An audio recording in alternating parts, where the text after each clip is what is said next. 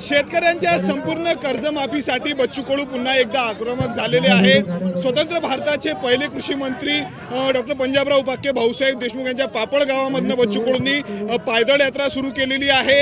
7 दिवसाचा प्रवास करून 138 किलोमीटर बच्चू कडू चालणार आहे आणि चिलगव्हाण येथे जाणार आहे। यवतमाळ जिल्ह्यामध्ये ज्या जिल्ह्यात पहिली शेतकरी आत्महत्या जी आहे ती शासन दरबारी नोंदवली गेली होती, स्वतः बच्चू कडू भर पावसात चालतात आणि हजारो कार्यकर्ते शेतकरी या यात्रेमध्ये सहभागी आहेत। काय सांगणार बच्चू, पहिला दिवस आहे आजचा आणि प्रतिसाद मोठा मिळतो या यात्रेला? असं वाटलं होतं का एवढ्या धो पावसामध्ये शेतकरी कार्यकर्ता येणार नाही, पण त्यांनी पावसातही हजेरी दाखवलेली आहे। याचा अर्थ हा मुद्दा किती महत्त्वाचा आहे। रोज शेतकरी मरतं आणि त्याच्या वेदना आता लोकांपर्यंत जात आहे आणि त्याचा प्रचंड प्रतिसाद आम्हाला भेटतोय। आम्हाला अपेक्षा आहे सरकारकडून का अधिक अंत पाहू नये, तातडीनं निर्णय घेतला गेला पाहिजे आणि जोपर्यंत निर्णय नाही तोपर्यंत आम्ही थांबणार नाही, हे असंच चालत राहू। अधिवेशन सुरू आहे आणि दुसरीकडे काय अपेक्षा सरकारकडून असणार आहे?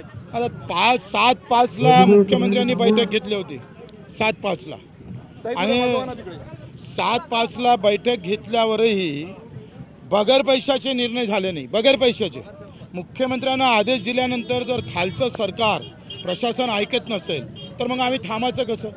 बावनकुळे साहेबांना बैठकी घेतल्या, मेंढपाळाच्या बाबतीत 2 दिवसात परिपत्रक काढून सांगितलं। आज 4था दिवस आहे, काही झालेलं नाही। तुम्ही निर्णय घ्या, कर्जमाफीचा निर्णय घ्या, दिव्यांग मानधनवाढीचा मजुराचा निर्णय घ्या। आम्ही इकडे निघाली यात्रा तुमच्या घरापर्यंत येऊ, तुम्हाला खांद्यावर घेऊन नाचू, आम्हाला काही शौक नाहीये। बावनकुळेंनी म्हणाले की बच्चू कडूंसोबत 4.5 तास चर्चा झाली तरी देखील आंदोलन करतायत। यात्रा करता दुटप्पी भूमिका बच्चू कडूंची आहे। निवड चर्चा करून चालत नाही। बावनकुळे साहेब 7 तारखेची मीटिंग एप्रिल महिन्यातला एकही निर्णय निघाला नाही, म्हणजे मग आम्ही समजायचं का? याचं उत्तर बावनकुळेंनी द्यावं। 7 दिवसाचा हा प्रवास आहे, तुम्ही महाराष्ट्र पिंजून करणार सांगितलं, किती किलोमीटर चालणार आणि कधीपर्यंत ही यात्रा असणार? आता हा पहिला टप्पा 200 किलोमीटरचा, दुसरा 100चा, बाकी 300 किलोमीटरचा, असं 2000 किलोमीटर आम्ही पायी चालणार आहे महाराष्ट्राच्या कानाकोपऱ्यात। दुसरा टप्पा आमचा नागपूरला आहे, तिसरा कोकण, मराठवाडा, पश्चिम महाराष्ट्र, मुंबई, खानदेश। जोपर्यंत कर्जमाफी होत नाही तोपर्यंत चालतच राहू। आपण बघू शकतो या ठिकाणी अशा पद्धतीनं बच्चू कडूंच्या यात्रेत काही शेतकरी सहभागी झालेले आहेत। शेतकऱ्यांचा एकच नारा 7-12 कोरा कोरा दूर।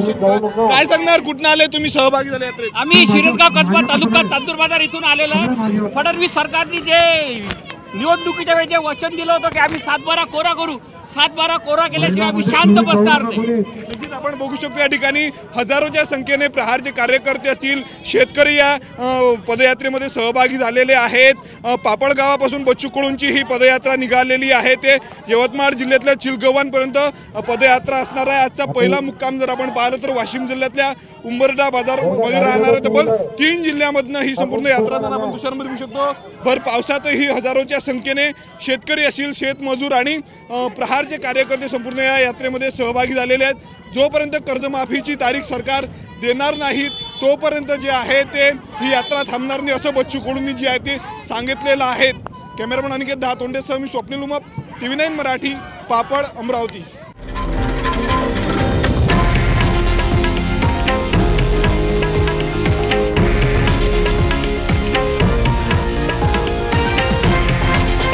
हे आहे देशातील नंबर 1 न्यूज नेटवर्क आणि आपण पाहत आहात TV9 मराठी, एकमेव।